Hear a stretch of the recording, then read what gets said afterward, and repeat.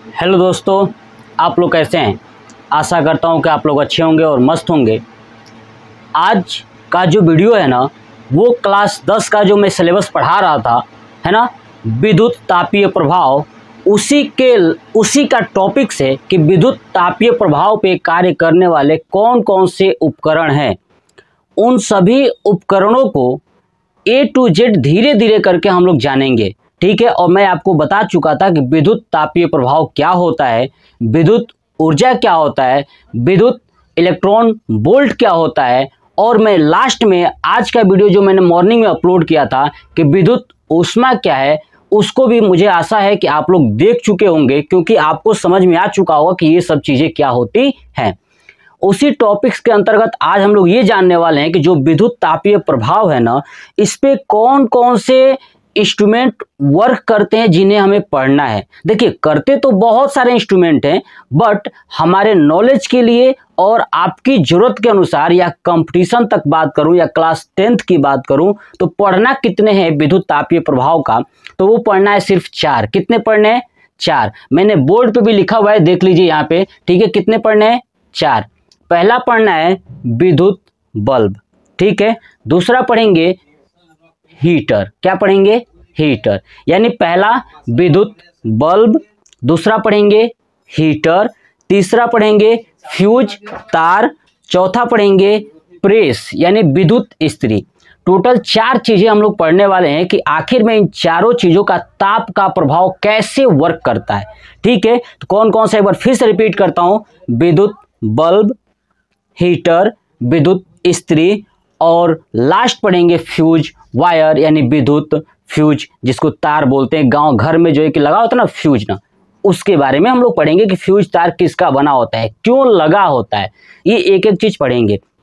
तो सबसे पहले आज हम लोग यही पढ़ने वाले हैं कि विद्युत बल्ब क्या है ना। विद्युत बल्ब क्या है, किस चीज का बना होता है ना, उसके अंदर कौन सी गैस भरी होती है और क्या क्या चीज़ें यूज होता है, वो किस पर कार्य करता है, सब डिटेल्स के साथ हम लोग समझने वाले हैं कि बल्ब जब प्रकाश देता है तो कितना ऊष्मा निकलती है, ये भी मैं आपको समझाने वाला हूं। चलिए समझते हैं। देखिए, सबसे पहले आपके दिमाग में ये बल्ब का जो पिक्चर है ना, ये पिक्चर्स आपके दिमाग में बैठ जाना चाहिए। क्या होना चाहिए?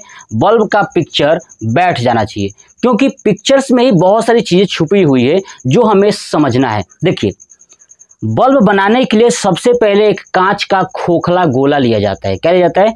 बल्ब बनाने के लिए सबसे पहले एक कांच का खोखला गोला लिया जाता है। आप देख रहे हैं ये कांच का खोखला गोला है, जिसके अंदर जो है कि टंगस्टन लगा होता है। क्या लगा होता है? ये टंगस्टन। देखिए, ये है टंगस्टन, ठीक है। इस कांच के खोखले गोले के अंदर टंगस्टन लगा होता है, और ये टंगस्टन के दोनों सिरों पर, देखिए ये सिरा दिख रहा है, ये सिरा, टंगस्टन के दोनों सिरों को कहाँ जोड़ देते हैं, तो आप देखिए यहाँ पे आपको एक टोपी दिख रही होगी, इसको बोलते हैं जिंक के टांके। क्या बोलते हैं? जिंक के टांके। इस जिंक के टांके से जोड़ देते हैं जहाँ से विद्युत धारा प्रवाहित होती है। आपने बल्ब देखा होगा, पहले जो आता था ना, 10 रुपये का आता था, 12 रुपये का 100 वाट का बल्ब आज भी आता है, ठीक है। उस बल्ब की मैं बात कर रहा हूं। तो उसमें जो टंगस्टन होता है ना, ठीक है, जो कांच का खोखला गोला होता है उसके अंदर टंगस्टन होता है, और टंगस्टन के दोनों सिरों को कहाँ जोड़ देते हैं, तो जिंक के टांके से जोड़ देते हैं, जो ज्वाइंट होता है, जो होल्डर में लगाते वक्त जाके उसमें चिपक जाता है, होल्डर के ऊपर वाले वायर में चिपक जाता है, ठीक है।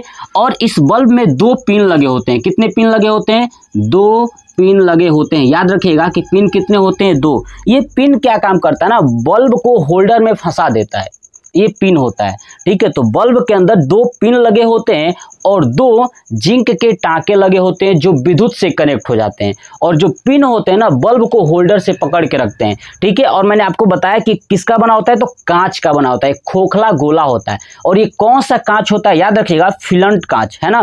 फिलेंट कांच जो होता है, ठीक है, याद रखिएगा, फिलेंट कांच भी बोलते हैं या फिलेंट कांच बोलते हैं। आप बस इतना बात याद रखिएगा कि जो 100 वाट का बल्ब आता है या बल्ब आता है, उसका जो कांच होता है ना, वो किसका बना होता है? तो फिलेंट कांच बना होता है, खोखला गोला होता है। नेक्स्ट चीज मैंने आपको बता दिया, टंगस्टन। आप देख रहे हैं कि ये वाला तार और ये वाला तार टंगस्टन के दोनों सिरों से जुड़ा है। तो ये तार किस में जुड़ गया है? यहाँ पे जिंक के टांके से जुड़ गया है, ठीक है। लेकिन आप देख रहे हैं कि बीच में मैंने 2 वायर लगाया हुआ है, ये 2 वायर, ये दो वायर जो है ना इस टंगस्टन को सपोर्ट करता है। क्या करता है? सपोर्ट करता है, ताकि ये टंगस्टन टूट ना जाए। टंगस्टन का जो टेम्परेचर होता है ना सहने की गलन, वो 3480 डिग्री होता है। कितना? 3480 डिग्री सेल्सियस तक टेम्परेचर जो है कि सह सकता है टंगस्टन। अगर इससे ज़्यादा आप टेम्परेचर दोगे तो ये पिघल जाएगा। क्या होगा? पिघल जाएगा। तो हम लोग इतना तो देते ही नहीं है। क्लियर? चलिए देखिए नेक्स्ट चीज। अब आप देखोगे जब आप जिंक के टाँका जो होता है ना, जिंक के टाँके के चारों तरफ ब्लैक ब्लैक चीजें भरी होती है, उसको बोलते हैं चपड़ा या लाख। क्या बोलते हैं? चपड़ा या लाख। यानी बल्ब बनाते वक्त जो जिंक के टाँके होते हैं उसके बीच में ब्लैक ब्लैक जो भरा होता है उसे क्या कहते हैं? चपड़ा या लाख। ये क्या काम करता है ना कि अंदर की हवा को बाहर निकलने नहीं देता है, क्योंकि इस बल्ब के अंदर हम लोग जो गैस भरते हैं ना वो दो गैस होती है, एक होता है आर्गन और एक होता है नाइट्रोजन। यानी दो तरह की गैस भरते हैं हम लोग इस बल्ब के अंदर, क्योंकि ये गैस जो है ना कि इस टंगस्टन धातु से रिएक्शन नहीं करती है, जिसके कारण ये बल्ब लंबे समय तक चलता है। अगर मान लीजिए कि मैं इसके जगह पे ऑक्सीजन भर दूं, क्या भर दूं? ऑक्सीजन भर दूं, तो ऑक्सीजन, ये टंगस्टन जो है कि क्या है? धातु है। क्या है? ये धातु है। तो ये धातु ऑक्साइड बना लेगा, जिसके कारण ये टंगस्टन जल्दी पिघल सकता है। क्या हो जाएगा? पिघल जाएगा, जिसके कारण ये बल्ब नहीं जलेगा। हम टंगस्टन का प्रयोग क्यों करते हैं? क्योंकि टंगस्टन में प्रतिरोध ज्यादा होता है। अब मैंने अभी आपको समझाया था कि जिसमें प्रतिरोध ज्यादा होगा वो हीट उतना ज्यादा देगा, प्रकाश उतना ज्यादा देगा, तो इसलिए टंगस्टन का प्रयोग कर दिया जाता है। आज के डेट में जो एलईडी बल्ब आती है ना, वो एलईडी बल्ब बिल्कुल ही उसमें टंगस्टन का प्रयोग नहीं होता है। ठीक है, इसलिए विद्युत ऊर्जा कम खर्च होता है। लेकिन इसमें जो है कि विद्युत ऊर्जा ज्यादा खर्च होती थी।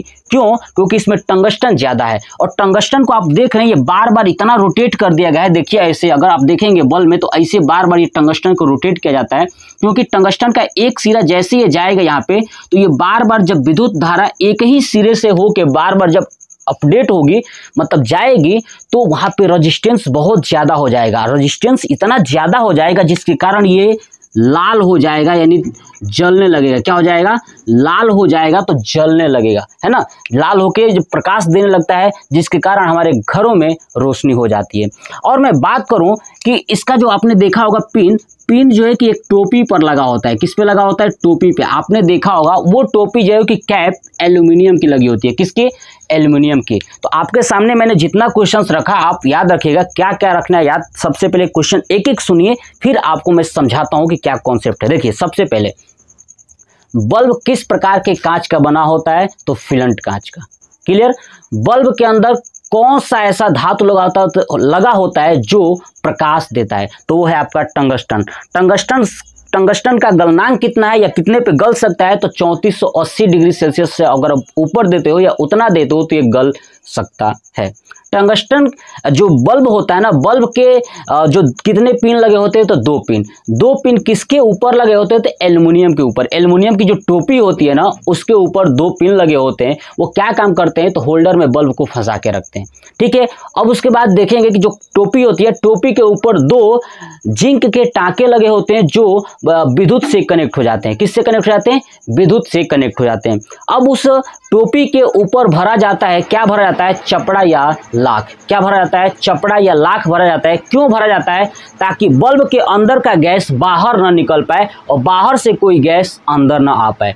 यही कभी कभी क्या होता है ना कि बल्ब के अंदर जो है कि कभी कभी इतना टेम्परेचर हो जाता है, ज़्यादा टेम्परेचर, जैसे मान लीजिए कि लाइट ज़्यादा आ गई तो टेम्परेचर ज़्यादा हो जाता है। तो जैसे टेम्परेचर ज़्यादा होगा, टेम्परेचर कितना? लगभग 2100 डिग्री सेल्सियस से ज़्यादा होता है। ध्यान सुनिए, 2100 डिग्री सेल्सियस से ज़्यादा होता है तो ये टंगस्टन गैस के रूप में कन्वर्ट हो जाता है। किसके रूप में? गैस के रूप में, यानी पिघलने लगता है। और जैसे गैस निकलेगा तो ये गैस आके इसके दीवार पे चिपक जाएगी। क्या हो जाएगी? इस कांच के दीवार पर चिपक जाएगी। कांच के दीवार पर चिपक जाएगी तो आपने देखा होगा बल्ब कभी कभी व्हाइट कलर का दिखता है। किस कलर का? व्हाइट कलर का दिखने लगता है। मतलब बल्ब रहता है अच्छा वाला, लेकिन वो धीरे धीरे जलते जलते क्या हो जाता है? व्हाइट कलर का। क्यों? कि टंगस्टन जो है कि धीरे धीरे वाष्प बन के उड़ रहा है और इस बल्ब के यानी कांच के दीवार पर जाके चिपक जाता है। ये बल्ब का एक दोष है। बल्ब का यही दोष है कि अगर बल्ब का तापमान 2100 डिग्री सेल्सियस से ज़्यादा हो जाए तो टंगस्टन वाष्प बनने लगता है, उड़ने लगता है है और जाके कांच के दीवार पर चिपक जाता है, जिसके कारण आने वाली प्रकाश की किरणें धुंधला दिखाई देती है। कैसी दिखाई देती है? धुंधला दिखाई देती है। आ रहा समझ में? देखिए, तो टंगस्टन का प्रयोग क्यों करते हैं मैंने आपको समझा दिया कि रेजिस्टेंस ज्यादा होता है और ज्यादा तापमान ये सह सकता है और ये प्रकाश भी अच्छा देता है। क्लियर? नेक्स्ट समझिए, इस बल्ब की खोज जो है ना कि 27 जनवरी 1880 ईस्वी को, देखिए 27 जनवरी 1880 ईस्वी को थॉमस एल्वा एडिसन नामक एक वैज्ञानिक ने इस बल्ब की खोज की थी। क्या की थी? थॉमस एल्वा एडिसन नामक वैज्ञानिक ने इस बल्ब की खोज की थी। आपको बात समझ में आ गई?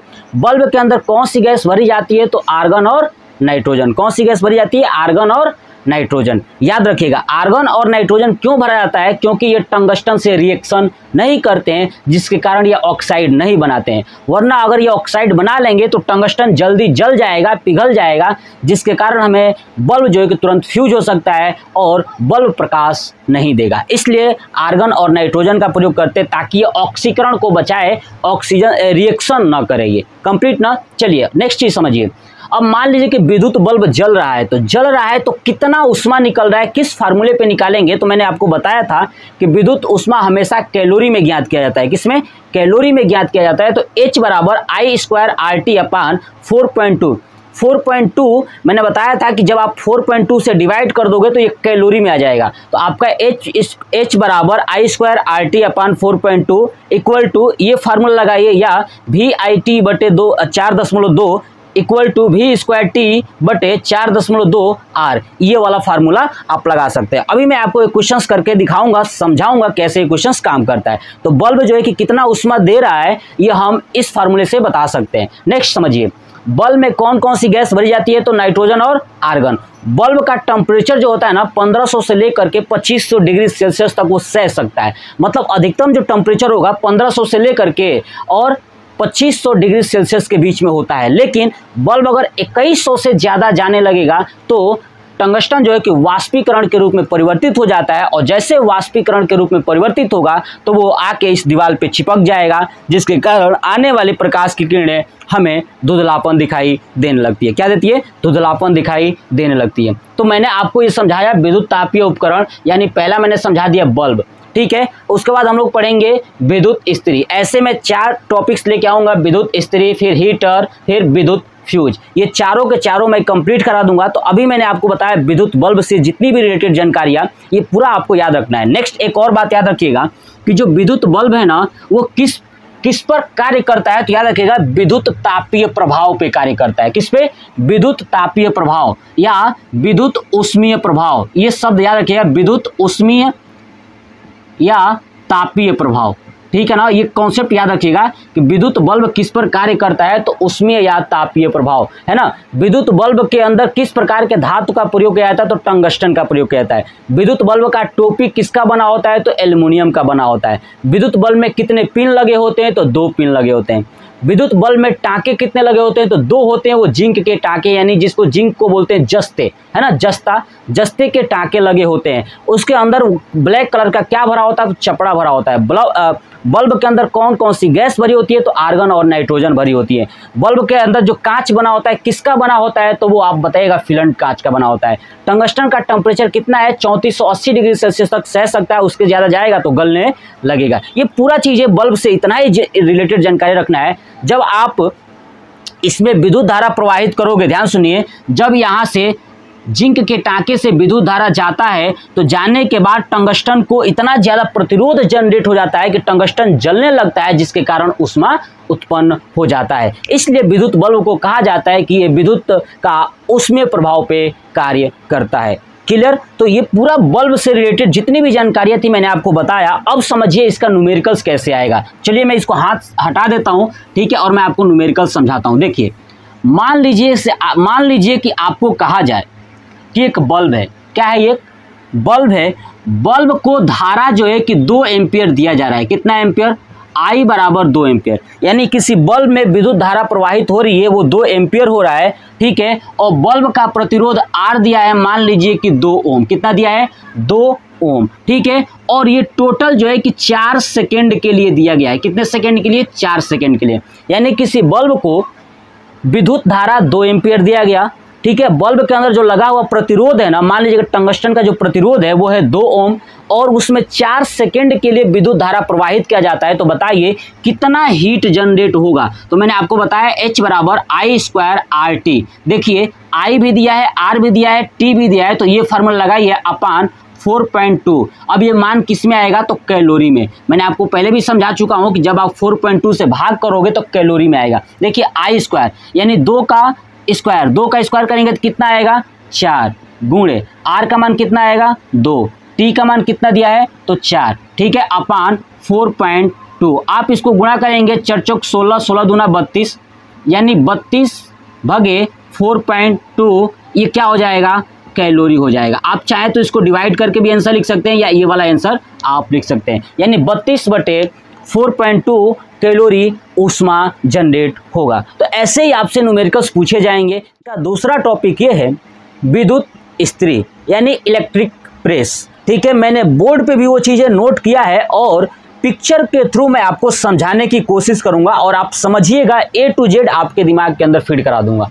सबसे पहले यही जानते हैं कि जो इलेक्ट्रिक प्रेस होता है ना, विद्युत इस्त्री है ना, ये देखिए विद्युत इस्त्री है, ये ऐसी इस्त्री है जो विद्युत से चल रही है कि नहीं, न तो विद्युत से कहाँ चलने वाली है, सब तो झगड़ा करने वाली है ना। देखिए तो ये इलेक्ट्रिक जो प्रेस है विद्युत इस्त्री, सबसे पहले यही जानते हैं कि विद्युत इस्त्री किस प्रभाव पे कार्य करता है। तो आपको याद रखना है कि विद्युत का तापीय प्रभाव पे कार्य करता है। किस पे, तापीय प्रभाव या विद्युत का ऊष्मीय प्रभाव पे ये कार्य करता है, ठीक है। मैंने आपको 4 चीजें समझाया था कि विद्युत के ऊष्मीय प्रभाव पे 4 चीजें वर्क करती हैं। एक होकर वर्क करता है बल्ब, दूसरा हीटर, तीसरा विद्युत इस्त्री और चौथा फ्यूज वायर, है ना। ये ऊष्मीय प्रभाव या तापीय प्रभाव जिसको बोलते हैं, उसी पर ये तीनों चारों वर्क करते हैं। तो एक तो पढ़ चुके हैं, चलिए अब पढ़ते हैं इलेक्ट्रिक प्रेस यानी विद्युत इस्त्री। मैं आपको बता दूं कि विद्युत इस्त्री यानी इलेक्ट्रिक प्रेस के लिए मुख्यतः 4 कंपोनेंट्स हैं। कितने, 4 कंपोनेंट है। वही 4 कंपोनेंट मिल करके एक इस्त्री यानी प्रेस का निर्माण करते हैं और वो चारों कंपोनेंट का नाम मैं आपको बताऊंगा, आप दिमाग के अंदर फीड करिएगा और ध्यान से सुनिए। सबसे पहला कंपोनेंट नीचे से चलते हैं, आधार प्लेट। क्या है, आधार प्लेट। पहला कंपोनेंट यही है आधार प्लेट। मैं आपको समझाऊंगा कि आधार प्लेट क्या होता है, ठीक है, पूरा भी डिटेल्स पढ़ेंगे। पहले यही जान लेते हैं कि विद्युत इस्त्री बनाई जाती है तो कितने कंपोनेंट है उसके अंदर। तो मैंने बताया विद्युत इस्त्री बनाने के लिए टोटल 4 कंपोनेंट है। कितने हैं, 4 है। पहला आधार प्लेट। क्या है, आधार प्लेट। जैसे आधार प्लेट के ऊपर आएंगे तो ऊपर एक और है, वहां पे है तापक तार। क्या है ये, तापक तार। याद रखिएगा तापक तार। तापक तार का मतलब होता है हीटिंग वायर, यानी ऐसा तार जो हीट होता है। क्या होता है, हीट होता है, ऊष्मा देता है, उसे हम तापक तार बोलते हैं। तो सबसे पहला क्या है, आधार प्लेट। नीचे जो आप प्रेस देखते हो ना, प्रेस के जो नीचे वाला हिस्सा होता है वो क्या होता है, आधार प्लेट। क्या होता है, आधार प्लेट। और जैसे आधार प्लेट के ऊपर आओगे तो ऊपर क्या मिलेगा, तापक तार। जब आप प्रेस को खोलोगे तब मिलेगा, क्या मिलेगा, तापक तार। क्या मिलेगा, तापक तार, यानी हीटिंग वायर, ठीक है। अब हीटिंग वायर के ऊपर आओगे तो ये मिलेगा आपको जो भारी होता है, जो प्रेस भारी होता है, इसलिए उसको बोलते हैं भार प्लेट। क्या मिलेगा, भार प्लेट। यानी 3 कंपोनेंट देख लिए, आधार प्लेट, तापक तार, भार प्लेट और नेक्स्ट हत्था। क्या मिलेगा, हत्था, यानी हैंडल। क्या बोलते हैं, हैंडल। जिसको अपने हाथों में प्रेस को पकड़ते हैं ना, वही होता है हैंडल यानी हत्था। तो आपको समझ में आएगा जो प्रेस होता है ना, इलेक्ट्रिक प्रेस, उसके कितने कंपोनेंट, 4। आधार प्लेट, तापक तार, भार प्लेट और हत्था यानी हैंडल। हर समझ में। चलिए सबसे पहले इनके डिटेल्स समझ लेते हैं कि क्या होता है, कैसे कार्य करते हैं। उसके बाद एक एक और टॉपिक्स कंपोनेंट के बारे में पढ़ लेंगे तो पूरा ये टॉपिक्स कंप्लीट हो जाएगा। सबसे पहले यही जानते हैं कि जब इसके अंतर्गत तार के माध्यम से, यानी इलेक्ट्रिक प्रेस में तार के माध्यम से जब विद्युत धारा प्रवाहित किया जाता है तो, ठीक है, विद्युत धारा तापक तार से होकर गुजरता है। कहाँ से गुजरता है, तापक तार से होकर गुजरता है, जिसके कारण तापक तार गर्म हो जाता है और जब ये गर्म होता है तो ये आधार प्लेट को गर्म कर देता है और आधार प्लेट कपड़े को प्रेस यानी इस्त्री करने लगता है। आ रहा समझ में ना? यानी जब तार से आएगा विद्युत धारा तो विद्युत धारा कहाँ जाएगा? तापक तार में, और तापक तार यानी हीटिंग वायर हीट होगा, और जैसे हीट होगा तो अपनी ऊष्मा ट्रांसफर करेगा आधार प्लेट को, और आधार प्लेट के द्वारा उस ऑब्जेक्ट पे चला जाएगा जिस ऑब्जेक्ट को आप लोग क्या कर रहे हो? प्रेस कर रहे हो। अब आप सोचिए कि जब इस तापक तार में जब हीट जनरेट होता है तो ये नीचे ही क्यों जाता है, ये ऊपर क्यों नहीं जाता? देखिए ऊपर क्यों नहीं जाता है कि आप जब प्रेस खरीदोगे ना तो प्रेस के ऊपर ना एक परत लगी होती है, ध्यान सुनिए, इस परत लगी होती है, चमकता हुआ परत, चमक रहा होता है ना, उस पर एक परत लगी होती है क्रोमियम का। किसका? क्रोमियम की परत लगी होती है। वही क्रोमियम विद्युत धारा को ऊपर जाने नहीं देता है, क्या करता है? रोक देता है। ठीक है, और रोकने का कारण एक और भी है, एक और मटेरियल लगा होता है एस्बेस्टॉस, है ना, एस्बेस्टॉस। देखिए मैंने लिखा है एस्बेस्टॉस। एस्बेस्टॉस जो लगा होता है पदार्थ ना, ये हीट को, क्योंकि जो ये तापक तार होता है ना, तापक तार के ऊपर लगा दिया जाता है ताकि नीचे गर्म हो तो हीट ऊपर ना जाए। क्यों ना जाए? एस्बेस्टस जो होता है ना बीच में, वो हीट को ऊपर जाने नहीं दे देता है। तो हीट कहाँ चला जाता है? तो आधार प्लेट पर, और आधार प्लेट पर जब सभी हीट पहुंचते हैं तो ऑब्जेक्ट काम, मतलब कि आप प्रेस कर लेते हो, कपड़ा प्रेस हो जाता है आसानी से। ठीक है, उसके बाद उसके ऊपर जाओगे तो भार प्लेट मिलेगा। क्या मिलेगा? भार प्लेट।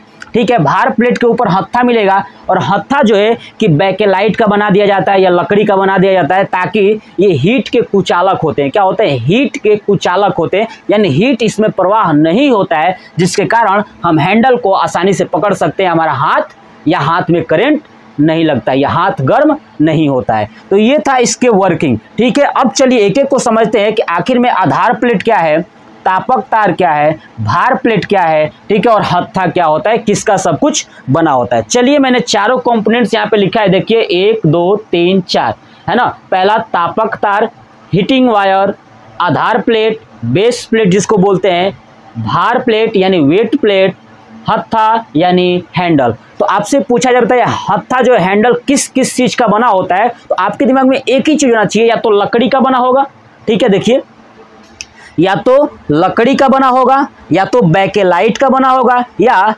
एबोनाइट का बना होगा। तो आपको तीन चीज याद रखना है कि जो हैंडल होता है ना प्रेस का, विद्युत वाला जो प्रेस होता है उसका जो हैंडल होता है वो तीन चीज़ों की बनाई जा सकती है ना। या तो एबोनाइट का बनाया जाएगा, या तो लकड़ी का बनाया जाएगा, या तो बेकेलाइट। ये ऐसे पदार्थ हैं जिसके अंतर्गत जो है कि विद्युत धारा का प्रवाह नहीं होता है। ठीक है, जैसे आपने स्विच देखा होगा, स्विच, तो स्विच भी बना होता है तो बेकेलाइट का बना होता है। किसका? बेकेलाइट का बना होता है, जिसके अंतर्गत जो है कि जैसे हम प्लग ऑन करते हैं तो करंट बाहर नहीं आता है, करंट जो है कि फ्लो होता है दूसरे साइड में। वरना मान लीजिए कि स्विच दूसरे पदार्थ का बना दिया जाए तो जैसे आप क्लिक करोगे तो आपके तरफ आ जाएगा करंट और आपको नुकसान हो सकता है, तो बेकेलाइट का बना दिया जाता है ना। जितने भी इलेक्ट्रिक सामान है जो प्लास्टिक के होते हैं सब बेकेलाइट का बनाया जाता है, क्योंकि बेकेलाइट क्या करता है ना, हीट को एब्जॉर्ब नहीं करता है जबकि अपने से दूर करता है, यानी कुचालक होता है। क्लियर? तो हत्था समझ में आ गया। हैंडल किसका बना होता है, तो मैंने बताया एबोनाइट, लकड़ी या बेकेलाइट का। नेक्स्ट समझते हैं कि आधार प्लेट, है ना। आधार प्लेट किसका बना होता है, ध्यान से सुनिए। आधार प्लेट ना बना होता है आपका लोहे का। किसका बना होता है? लोहे का। देखिए मैंने लिखा है आधार प्लेट, है ना, ये बेस प्लेट बना होता है लोहे का। किसका बना होता है? लोहे का। और इसके ऊपर ना क्रोमियम की परत चढ़ा दी जाती है। मैंने बताया था ना क्या चढ़ा दी जाती है? क्रोमियम की परत। देखिए ये क्रोमियम की परत, नीचे भी देखोगे ना, नीचे ये आधार प्लेट इसी को बोलते हैं। पूरा नीचे जो है क्या, आधार प्लेट, है ना। ये पूरा एक समझिए कि उसका खोल होता है। क्या होता है? खोल। इसी के अंदर सब कुछ रखा गया होता है, खोल है, ये आधार प्लेट है ना। आधार प्लेट यानी नीचे जो कपड़े से टच होता है वो आधार प्लेट है, या पूरा उसका एरिया दूर तक रहता है, खोखला रहता है। ठीक है, तो इसके ऊपर क्रोमियम की परत कर दी जाती है। किसकी? क्रोमियम की परत। क्यों? क्योंकि क्रोमियम जो है कि हीट को नष्ट होने नहीं देता है ना, प्रयोग के लिए उपयुक्त हो जाता है। तो आप याद रखिएगा कि जो आधार प्लेट है ना, वो यानी बेस प्लेट, वो लोहे की बनी होती है और उसके ऊपर एक क्रोमियम की परत चढ़ा दी जाती है। क्रोमियम आपने देखा होगा, देखिए जब साइकिल का जो रिंग है ना, साइकिल का रिंग देखते हैं, जब नया नया साइकिल खरीद के आती है तो जो रिंग होता है ना, चमकता रहता है। क्या होता है? चमकता है। तो चमकता क्यों है? क्योंकि साइकिल का रिंग लोहे का होता है और उसके ऊपर क्रोमियम की परत चढ़ा दी जाती है। किसकी? क्रोमियम की, जिसके कारण साइकिल का रिंग चमकता रहता है, जो जंग नहीं लगती है और हीट को रोकता है। क्या करता है? वो हीट को रोकता है। वही है, ठीक है, कि लोहे के परत पे पॉलिश कर दी जाती है क्रोमियम की, ताकि ऊष्मा नष्ट न हो, हीट नष्ट न हो, प्रयोग हो जाए। नेक्स्ट चलिए, आधार प्लेट के ऊपर जैसे आएंगे तो ध्यान सुनिए, आधार प्लेट के ऊपर तापक तार लगा होता है, हीटिंग वायर। क्या लगा होता है? Heating wire. ये जो हीटिंग वायर है ना, वो एक अभ्रक की प्लेट होती है। क्या होती है? अभ्रक की प्लेट होती है। देखिए मैंने यहाँ पे बनाया है, देखिए ये आपको पिक्चर दिख रहा होगा, ये है अभ्रक की चादर। क्या है ये? अभ्रक की चादर। और जो ये आप इसमें देख रहे हो लाइनिंग जो बनी हुई है, छोटे छोटे खांचे मैंने बनाया है, ये है तार। क्या है? यही है हीटिंग वायर। और हीटिंग वायर बनी होती है नाइक्रोम की। किसकी बनी होती है? नाइक्रोम की। याद रखिएगा कि हीटिंग वायर यानी जो तार गर्म होता है वो किसका बना होता है? तो नाइक्रोम का बना होता है। और नाइक्रोम में क्या मिला होता है? तो निकिल प्लस क्रोमियम। क्या मिला होता है? Nickel plus chromium. निकिल जो है कि 80% होता है और क्रोमियम 20% होता है, जिसको मिलाने के बाद नाइक्रोम का तार बनता है। और ये नाइक्रोम का तार जो है ना कि अभ्रक की प्लेट के ऊपर लपेटा गया होता है। किसके ऊपर? अभ्रक के प्लेट के ऊपर लपेटा गया होता है। अब अभ्रक के प्लेट का प्रयोग क्यों किया जाता है? देखिए अभ्रक जो है ना कि एक दूसरे को हीट को डिस्ट्रीब्यूट कर देता है बराबर बराबर। अगर मान लीजिए कि अभ्रक का प्लेट न लगाया जाए तो हो सकता है आगे वाला एरिया ज्यादा गर्म हो जाए, पीछे वाला एरिया कम गर्म हो जाए, या पीछे वाला ज्यादा गर्म हो जाए, आगे वाला कम गर्म हो जाए। तो अभ्रक क्या करता है? हीट को बराबर बराबर डिस्ट्रीब्यूट कर देता है। ठीक है ना? इसीलिए अभ्रक के चादर के ऊपर जो है कि हीटिंग वायर को लपेट दिया जाता है, और लपेटने के बाद इसके नीचे एक और चादर रख दिया जाता है। मतलब कि आधार प्लेट के ऊपर एक और चादर रख दिए और उसके ऊपर ये अभ्रक की चादर होती है, जिसके ऊपर नाइक्रोम लपेटा गया होता है। और इसी नाइक्रोम का तार को ए और बी यानी विद्युत तार से जोड़ दिया जाता है। जैसे ए से विद्युत धारा या बी से विद्युत धारा प्रवाहित होगी तो ये पूरा नाइक्रोम का तार गर्म होता है, और जैसे गर्म होता है तो ये अभ्रक की चादर जो है ना, ये बाहर का आप लोगों को दिख रहा है पूरा स्ट्रक्चर, अभ्रक की चादर वो हीट को बराबर डिस्ट्रीब्यूट कर देती है, ताकि कपड़ा आसानी से प्रेस हो जाए। वरना कपड़ा एक साइड से जल सकता है, जहां हीट ज्यादा होगा तो ज्यादा जलेगा। अरे समझ, ये क्या करता है? डिस्ट्रीब्यूट कर देता है। तो यही क्या है? तापक तार। हीटिंग वायर किसका बनी होती है? तो हीटिंग वायर मैंने बताया चादर के ऊपर लपेटा गया होता है, वो चादर होती है अभ्रक की चादर होती है। ठीक है? और हीटिंग वायर किसका बना होता है? नाइक्रोम का बना होता है। नाइक्रोम में निकिल और क्रोमियम होता है। निकिल 80%, क्रोमियम 20% होता है। तो ये बात समझ में आ गई। अब इसको लपेटने के बाद इसको रख दिया जाएगा आधार प्लेट के ऊपर, एक और प्लेट रखा जाएगा और उस प्लेट के ऊपर इस अभ्रक की चादर को रख दिया जाएगा। और रखने के बाद इसके ऊपर भी एस्बेस्टस लगा दिया जाएगा। क्या लगा दिया जाएगा? है ना? एस्बेस्टस जो है कि लगा दिया जाएगा, ताकि ये जो है कि हीट को ऊपर न जाने दे। देखिए जो ये आपको दिख रहा होगा, ये वाला मोटा वाला परत, ये क्या है? एस्बेस्टस है। ध्यान सुनिए। और ये जो सेकंड वाला तार है, यही क्या है? तो हीटिंग वायर है। और नीचे है आधार प्लेट। क्या है? नीचे आधार प्लेट। तो आधार प्लेट के ऊपर एक छोटा सा और प्लेट होता है, और उस प्लेट के ऊपर हीटिंग वायर यानी अभ्रक का चादर लगा दिया जाता है। उसके ऊपर एस्बेस्टस लगा दिया जाता है, ताकि हीट ऊपर ना जाए, वरना हीट ये ऊपर हाथों में आ सकता है। तो हीट को ऊपर जाने से रोकने के लिए क्या लगा दिया जाता है? एस्बेस्टस लगा दिया जाता है। एस्बेस्टस, और इसके ऊपर खाली जगह होता है। देखिए इसमें खाली जगह है। खाली जगह होता है ना, तो उसमें हवा भर जाता है, और हवा और ये एस्बेस्टस जो कि मिलके दोनों विद्युत को ऊपर जाने नहीं देते हैं, जिसके कारण ये एरिया, ऊपर वाला एरिया बहुत कम गर्म होता है। ठीक है? और नीचे वाला एरिया ज्यादा गर्म होता है। मैंने बता दिया इसके ऊपर पॉलिश कर दिया जाता है क्रोमियम का, ताकि हीट ऊपर न जाए। तो आपको समझ में आ गया कि जो तापक तार है, हीटिंग वायर है, वो अभ्रक के चादर के ऊपर लगा होता है, जो नाइक्रोम का बना होता है। क्लियर? उसके बाद मैंने आधार प्लेट समझा दिया। आधार प्लेट किसका बना होता है? लोहे का बना होता है, जिसके ऊपर क्रोमियम की पॉलिश कर दी जाती है, क्योंकि ऊष्मा का नष्ट न हो। नेक्स्ट आते हैं, इसके ऊपर आएंगे तो नेक्स्ट है आपका भार प्लेट। क्या है वो? भार प्लेट। भार प्लेट क्या करता है ना कि इस पूरे आधार प्लेट के तक भार वेट देता है, ताकि जो है कि ज्यादा प्रेस न दबाना पड़े। है ना? प्रेस को ज्यादा, देखिए वैसे भी ये इलेक्ट्रिक प्रेस है, इलेक्ट्रिक प्रेस का वेट जो है ना बहुत कम होता है। तो वेट को बढ़ाने के लिए इसके ऊपर एक चादर लगाई जाती है, मोटी चादर, वो है भार प्लेट। क्या है? भार प्लेट। ताकि प्रेस जो है कि ना थोड़ा भारी हो जाए। क्या हो जाए? भारी हो जाए, और कपड़े को आसानी से प्रेस कर दे, वरना उसके ऊपर चढ़ के प्रेस करना पड़ेगा। समझ रहे हैं ना? तो भार प्लेट लगा दे ताकि भारी हो जाए। अब भार प्लेट लगाने के बाद इसके ऊपर जो हत्था लगा दिया जाता है। मैंने बता दिया हत्था जो यानी हैंडल लकड़ी या एबोनाइट या बैकेलाइट का बनाया गया होता है, जो विद्युत के कुचालक होते हैं। तो ये था हमारा इलेक्ट्रिक प्रेस यानी विद्युत इस्त्री। तो ये विद्युत इस्त्री यानी इलेक्ट्रिक प्रेस आपको कैसा लगा कमेंट बॉक्स में कमेंट करिएगा और जवाब दीजिए। ऐसे ही आपको बहुत सारी वीडियो चाहिए तो कमेंट करिए, बताइए कि किस प्रकार का और वीडियो चाहिए। मैं क्लास 10 का और क्लास 9 का A to Z अगर आप कहोगे तो मैथ का भी वीडियो अपलोड करूंगा, लेकिन हाँ उसके लिए आप कमेंट करिए, तब जो है कि एक एक चैप्टर्स को मैं मैथ का वीडियो अपलोड करता जाऊंगा क्लास 9th या क्लास 10th, ठीक है। और ये साइंस का है, ऐसे ही तमाम हर एक सब्जेक्ट की वीडियो जो है कि मैं अपलोड करूंगा। बस आप जो है कि कमेंट करिए और अपना एक रिव्यू दीजिए कि आपको मेरा वीडियो कैसा लगता है, या कमेंट बॉक्स में बताइए कि आप जो है कि देखने के बाद आपको कितना हेल्पफुल लगा, कितनी सहायता मिली, ठीक है। तो मैं अब जो है कि इसी के साथ जो है कि वीडियो को द एंड करता हूं और आप बताइएगा कि कैसा लगा। जय हिंद, जय भारत, वंदे मातरम।